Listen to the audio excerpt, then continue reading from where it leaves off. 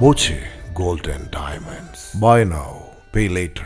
വിദ്യാർത്ഥിയുടെ മുങ്ങിമരണം നാട്ടുകാർക്കും വീട്ടുകാർക്കും ആശ്വാസമാവാൻ കെ രാധാകൃഷ്ണൻ MP ചേലക്കരയിലെ സ്വകാര്യ ആശുപത്രിയിലെത്തി. മൃതദേഹം കാണുകയും ബന്ധുക്കളെ ആശ്വസിപ്പിക്കുകയും ചെയ്തു.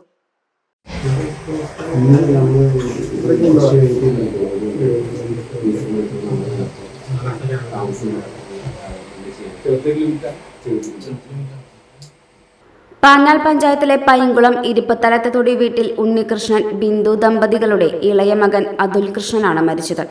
സഹോദരനും കൂട്ടുകാരുമൊത്ത് തോട്ടിൽ കുളിക്കുന്നതിനിടെയായിരുന്നു അപകടം.